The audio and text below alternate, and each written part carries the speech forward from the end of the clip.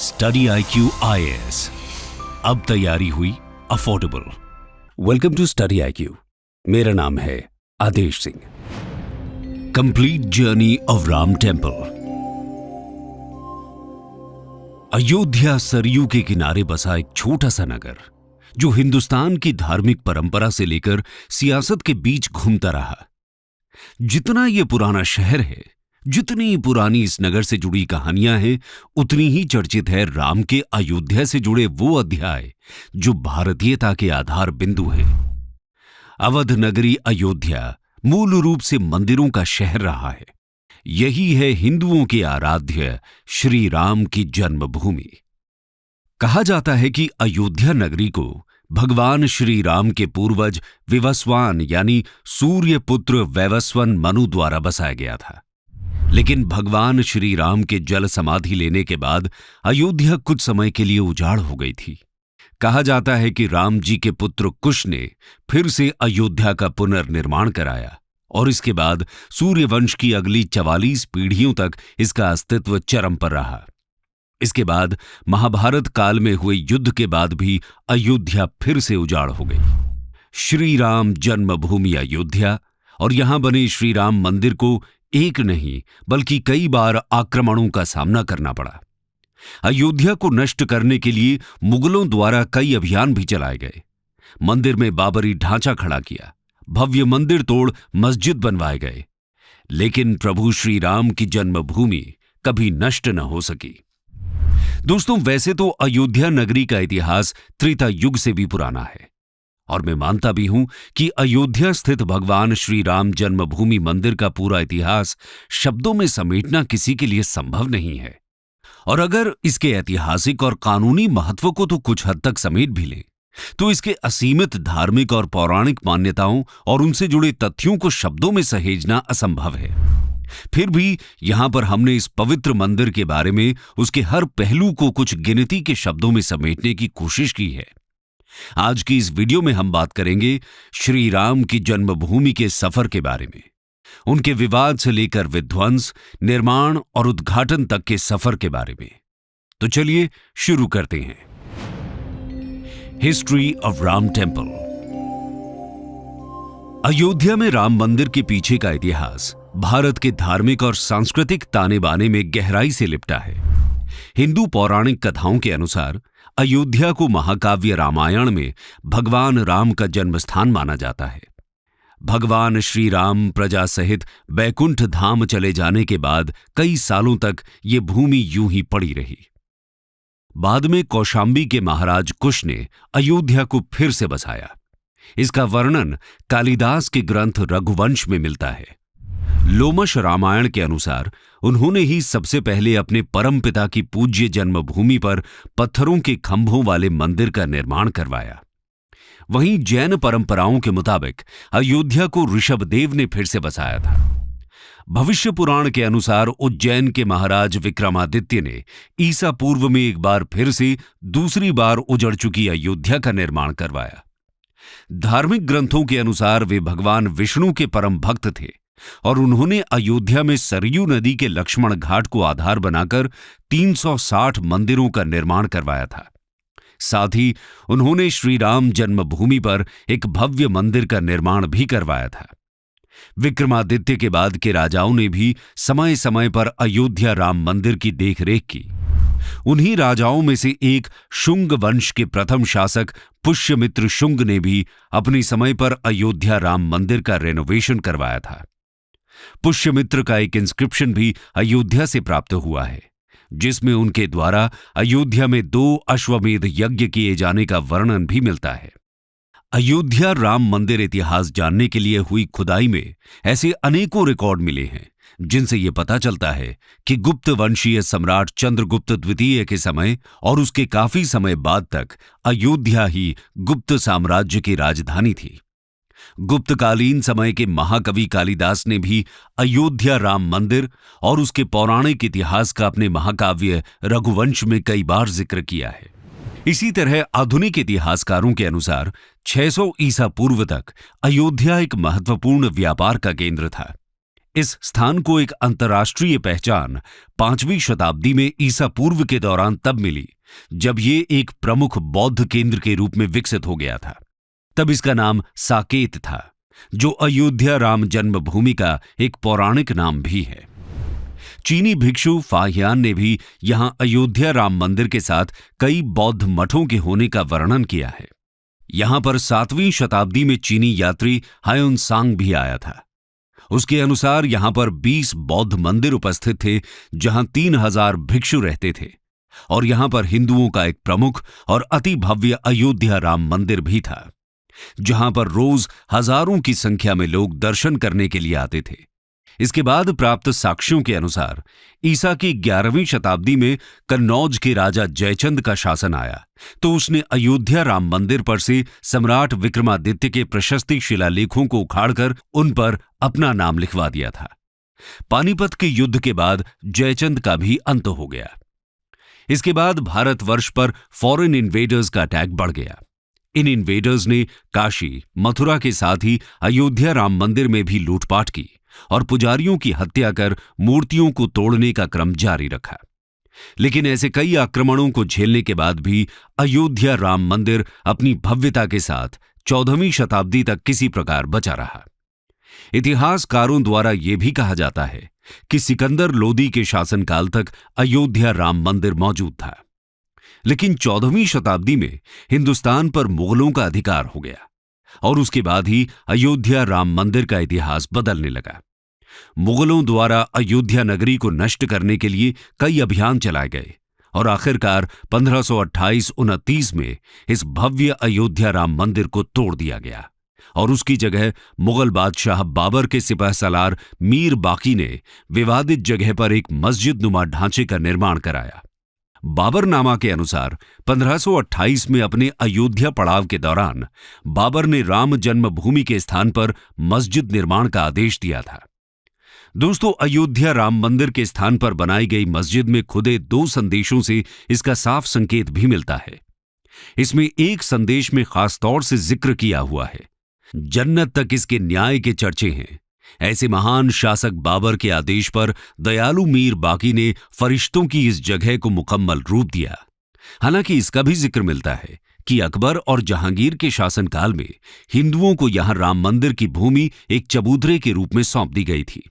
वहीं European Jesuit missionary Joseph Tiefenthaler के account description इंडी के अनुसार इस समय तक भी इसी चबूतरे के रूप में राम मंदिर के कुछ अवशेष बाकी थे। लेकिन क्रूर शासक औरंगजेब के समय में अयोध्या के गवर्नर फिदाई खान ने औरंगजेब के आदेश पर 1660 एडी में राम मंदिर और हिंदुओं द्वारा प्रभु श्री राम की जन्मभूमि माना जाने वाला रामकोट फोर्ट्रेस तोड़कर अपने पूर्वज बाबर के सपने को पूरा करते हुए मीर बाकी द्वारा बनाए गए मस्जिद के ढांचे को एक भव्य मस्जिद का रूप दे दिया। इसके बाद समय समय पर इस स्थान पर बार बार मंदिर निर्माण के लिए आंदोलन चलते रहे। हालांकि भगवान राम के कथित जन्मस्थान पर इसके निर्माण की विवादित स्थिति ने लंबे समय तक धार्मिक और सांस्कृतिक संघर्ष पैदा किया।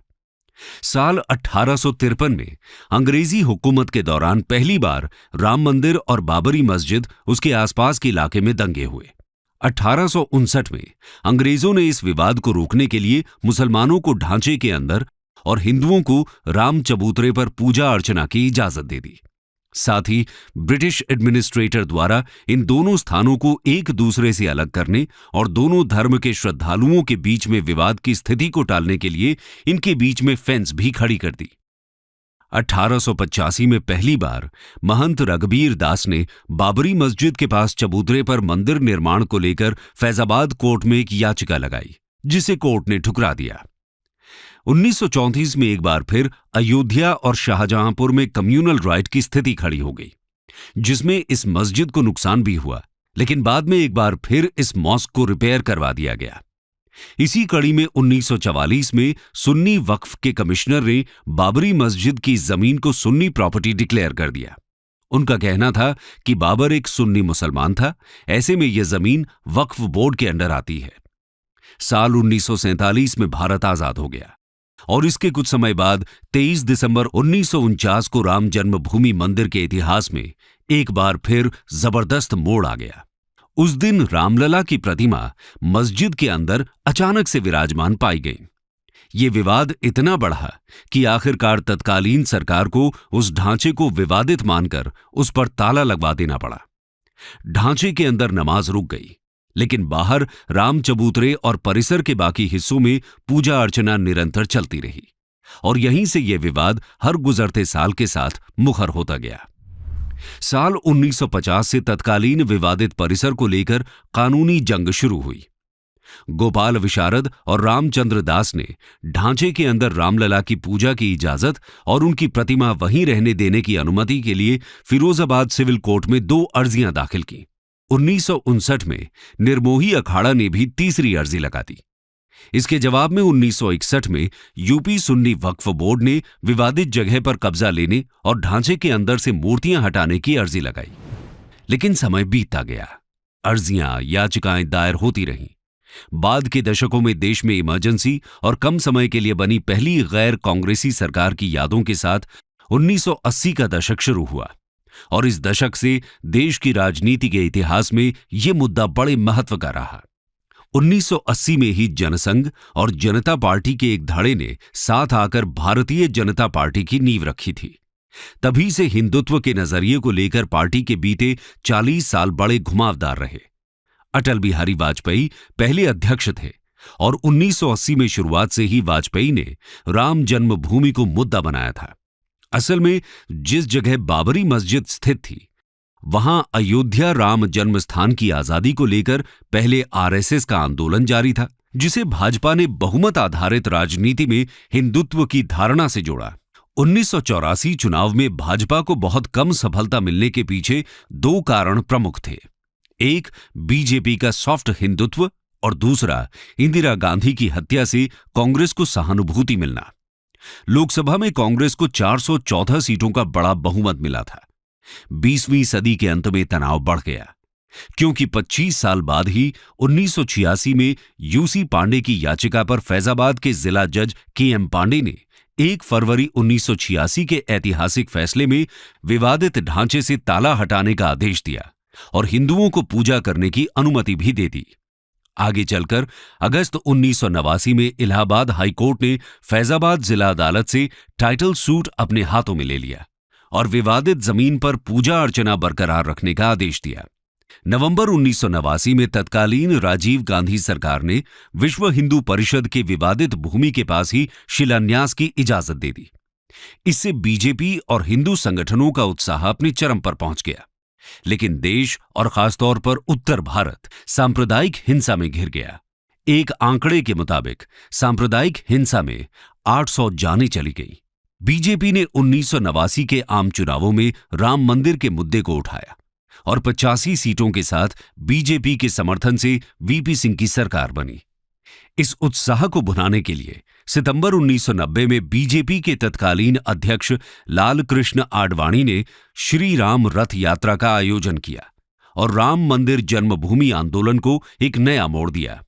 आइए जानते हैं क्या हुआ। कार यात्रा और बाबरी डेमोलिशन। 90 का वो दशक राजनीति संग अयोध्या में एक भूचाल लेकर आया। इधर वीपी सिंह ने मंडल कमीशन को लागू कर दिया, जिसके बाद उनकी छवि नायक और खलनायक के बीच की बनने लगी। इससे सरकार को समर्थन दे रही बीजेपी के माथे पर भी चिंता की लकीरें दिखने लगी और बीजेपी के थिंक टैंक ने मंडल कमीशन के जवाब में कमंडल की राजनीति का दांव चल दिया। सितंबर 1990 में विश्व हिंदू परिषद, राष्ट्रीय स्वयंसेवक संघ और भारतीय जनता पार्टी ने राम जन्मभूमि स्थल पर राम मंदिर बनाने के लिए अभियान चलाया। स्थिति ने तब गंभीर मोड़ ले लिया जब बीजेपी नेता लाल कृष्ण आडवाणी ने सोमनाथ से अयोध्या तक रथ यात्रा निकाली। एक बड़ी भीड़ उनके पीछे होली और देखते ही देखते एक बड़ा समूह विवादित स्थल की ओर बढ़ रहा था। बीजेपी की समर्थन से चल रही केंद्र की वीपी सिंह की सरकार आडवाणी की इस यात्रा को किसी भी सूरत में रोकना चाहती थी। दूसरी तरफ बीजेपी ने यह तय कर लिया था कि रथ यात्रा रोकने की सूरत में सरकार से समर्थन वापस ले लिया जाएगा। वीपी सिंह को भी इसका एहसास बहुत अच्छे से था, लेकिन इतिहास ने अपनी भूमिका तय कर रखी थी। 14 अक्टूबर 1990 देश की राजधानी एक नई तरह की राजनीति का रूप देख रही थी, जिसका रंग भगवा था। हाथों में लहराते भगवा रंग के झंडे, माथे पर केसरिया पट्टी और होठों पर राम के नारे। दिल्ली के दिल कनॉट प्लेस से जब अडवाणी का रथ निकला तो लग रहा था दिल्ली दिल्ली न होकर किसी पौराणिक कथा का नगर हो। राम रथ यात्रा का दिल्ली में जो मंजर था, उसके बाद संघ परिवार ने पहली बार यह महसूस किया कि अयोध्या ही वो मुद्दा है जो मुद्दों के आधार पर बिखरे संघ परिवार को एकजुट कर सकता है। इसी बीच 18 अक्टूबर को लाल कृष्ण आडवाणी ट्रेन के रास्ते बिहार पहुंच गए। दिल्ली और बिहार के बीच देर रात राजनीति की हॉटलाइन पर कुछ और ही पटकथा लिखी जा रही थी। राजनीति के समीकरण को वीपी सिंह समझ रहे थे। वो नहीं चाहते थे रथ को रोकने का क्रेडिट तत्कालीन यूपी के मुख्यमंत्री मुलायम सिंह यादव को मिले। वीपी सिंह यूपी की राजनीति का सिरा अपने हाथ में रखना चाहते थे, लेकिन मुख्यमंत्री मुलायम सिंह यादव ने जुलूस को विफल करने का फैसला ले लिया और राज्य में पूर्ण तालाबंदी की घोषणा की। 30 अक्टूबर 1990 को हवा में तनाव था, क्योंकि पुलिस ने अयोध्या के लिए सभी बस और ट्रेन सेवाओं पर रोक लगा दी थी, लेकिन इससे कार सेवकों पर कोई असर नहीं पड़ा। वे वहां पैदल पहुंचे और कुछ ने तैरकर सरयू नदी पार की। विवादित ढांचे की घेराबंदी कर दी गई और लिबरहान आयोग की रिपोर्ट के अनुसार उत्तर प्रदेश प्रांतीय सशस्त्र कांस्टेबलरी के 28,000 कर्मियों को अयोध्या में तैनात किया गया था। सुबह करीब 10 बजे थे जब वामदेव, महंत नृत्य गोपाल दास और विहिब के अशोक सिंघल के नेतृत्व में कार सेवकों का एक बड़ा समूह घटनास्थल की ओर बढ़ा। पुलिस ने उन्हें रोकने की कोशिश की तो झड़प हो गई। लगभग 1 घंटे बाद एक साधु उस पुलिस की कांस्टेबलरी बस को हाईजैक करने में कामयाब हुआ, जिसमें पकड़े गए सभी कार सेवकों को रखा गया था। वो बस को लेकर बैरिकेड्स तोड़ते हुए मस्जिद की ओर भागने लगा। बस के पीछे पैदल कार सेवकों ने भी भागना शुरू कर दिया। ये देख पुलिस बल को बड़ा झटका लगा और उन्होंने लगभग 5,000 कार सेवकों का पीछा करना शुरू कर दिया। इसके बाद बाबरी मस्जिद के ऊपर भगवा झंडा फहराया गया और फिर त्रासदी हुई। सरकार के आदेश पर पुलिस बल ने भीड़ पर फायरिंग कर दी। फायरिंग में 5 लोग मारे गए। वहीं कई लोगों की मौत सिर में चोट लगने से हुई। सरयू पुल पर भगदड़ मच गई, जिसमें और भी लोग मारे गए। इस घटना के बाद एक बार फिर 2 नवंबर को कार सेवक दोबारा बाबरी मस्जिद की ओर बढ़े और फिर झड़प हुई। पुलिस ने आंसू गैस और लाठी चार्ज कर भीड़ को तितर बितर करने की कोशिश की। कुछ कार सेवक मस्जिद तक पहुंचने में कामयाब रहे और उसे आंशिक रूप से क्षतिग्रस्त कर दिया। पुलिस ने 72 घंटे में दूसरी बार फायरिंग की। कार सेवकों का गलियों में पीछा किया गया। पुलिस ने कई कार सेवकों को मार डाला। इसमें कोठारी ब्रदर्स भी शामिल थे, जिन्हें कथित तौर पर एक घर से बाहर खींच लिया गया था। बाद में मुलायम सिंह यादव ने गोलीबारी के आदेश को दर्दनाक लेकिन आवश्यक बताया, क्योंकि उच्च न्यायालय ने फैसला आने तक शांति, कानून और व्यवस्था बनाए रखने का आदेश दिया था। इसी बीच राजनीति का दांव फिर पलटा और केंद्र के साथ साथ उत्तर प्रदेश की सरकार भी बदल गई। केंद्र में पीवी नरसिम्हा राव की सरकार बनी। यूपी में मुलायम सिंह चुनाव हार गए और कल्याण सिंह की सरकार बनी। मामला दिन ब दिन बिगड़ता गया। बहुत सारी बैठकें हुई, वाद विवाद हुए, लेकिन किसी मीटिंग, किसी बात का कोई हल नहीं निकला। 5 दिसंबर तक अयोध्या में सियासत के साथ धर्म का रंगमंच एक बार फिर सज गया। सभी को अगली सुबह का इंतजार था। 6 दिसंबर 1992 को एक महत्वपूर्ण मोड़ आया, जब आरएसएस और उसके सहयोगियों ने विवादित स्थल पर 1,50,000 वीएचपी और बीजेपी कार सेवकों की एक रैली आयोजन किया। भीड़ के बेचैन होने पर आडवाणी, मुरली मनोहर जोशी और उमा भारती जैसे नेताओं ने भाषण दिए। लगभग दोपहर के समय एक युवक घेराबंदी को पार करने में कामयाब रहा, बाबरी मस्जिद पर चढ़ गया और भगवा झंडा लहराया। इसे भीड़ द्वारा एक संकेत के रूप में देखा गया, जिसने फिर बाबरी मस्जिद पर धावा बोल दिया। बाबरी मस्जिद की सुरक्षा के लिए लगाए गए पुलिस घेरे की संख्या बहुत अधिक थी, लेकिन बेकाबू भीड़ की संख्या भी उनसे अधिक थी। भीड़ ने इमारत पर कुल्हाड़ियों और हथौड़ों से हमला किया। कुछ ही घंटों में मिट्टी और चौक से बने बाबरी मस्जिद को ध्वस्त कर दिया गया। विध्वंस की इस घटना ने आधुनिक भारत के इतिहास में एक महत्वपूर्ण अध्याय की रचना कर दी। इस घटना के परिणाम स्वरूप पूरा देश व्यापक सांप्रदायिक हिंसा की आग में झुलस गया। धार्मिक समुदायों के बीच तनावपूर्ण संबंध उत्पन्न हुए मुंबई, सूरत, अहमदाबाद, कानपुर, दिल्ली, अयोध्या समेत यूपी के कई शहर हिंसा की चपेट में आए। एक रिपोर्ट के मुताबिक इन दंगों में लगभग 2000 लोग मारे गए। अकेले मुंबई में ही लगभग 900 लोग मारे गए। अयोध्या के जवाब में मुंबई को दहलाया गया और इंसानी जिस्म बारूद की भेंट चढ़ गई। 12 मार्च 1993 को एक के बाद एक हुए 13 सीरियल बम धमाकों में लगभग 350 लोग मारे गए और लगभग 1000 लोग घायल हुए। हिंदुस्तान ने पहली बार सीरियल ब्लास्ट के दर्द को महसूस किया था। इसी के साथ विवादित स्थल के स्वामित्व को लेकर कानूनी लड़ाइयों की एक लंबी श्रृंखला शुरू हो गई। हिंदू और मुस्लिम समूहों सहित विभिन्न पक्षों ने अपने दावे पेश किए, जिससे लंबी कानूनी प्रक्रिया चली। सियासत के रास्तों ने दिलों पर चोट की। उसने देश की दिशा और दशा दोनों को ही बदल कर रख दिया।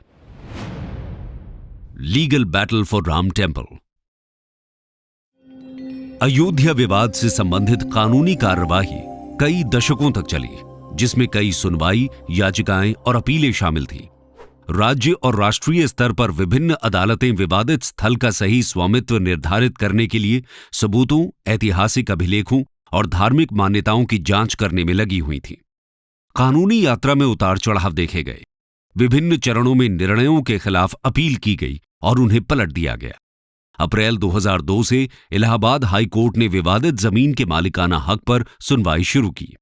30 सितंबर 2010 को इलाहाबाद हाई कोर्ट ने 2-1 जजों के बहुमत के फैसले से विवादित संपत्ति को 3 दावेदारों में बांटने का फैसला सुनाया।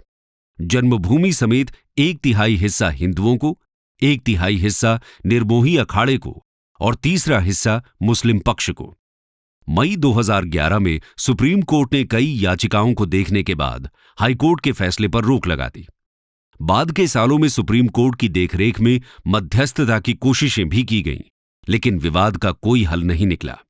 आखिरकार तत्कालीन चीफ जस्टिस रंजन गोगोई की अगुवाई वाली सुप्रीम कोर्ट की 5 सदस्यीय संविधान पीठ ने 40 दिनों की मैराथन सुनवाई के बाद 16 अक्टूबर 2019 को दशकों पुराने इस कानूनी विवाद पर फैसला सुरक्षित रख लिया।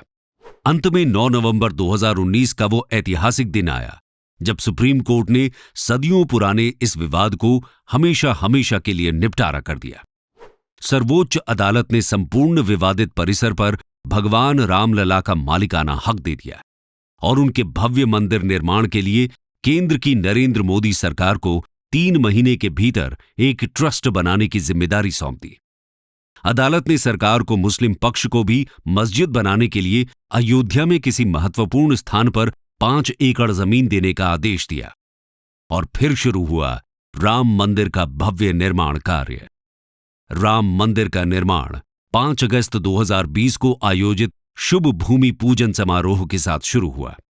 इस कार्यक्रम ने मंदिर के निर्माण की औपचारिक शुरुआत को चिन्हित किया और इसमें विभिन्न धार्मिक नेताओं, राजनीतिक हस्तियों और गणमान्य व्यक्तियों ने भाग लिया। समारोह में अनुष्ठान और प्रार्थनाएं शामिल थीं, जिसमें भूमि की पवित्रता पर जोर दिया गया और मंदिर के सफल समापन के लिए दिव्य आशीर्वाद मांगा गया।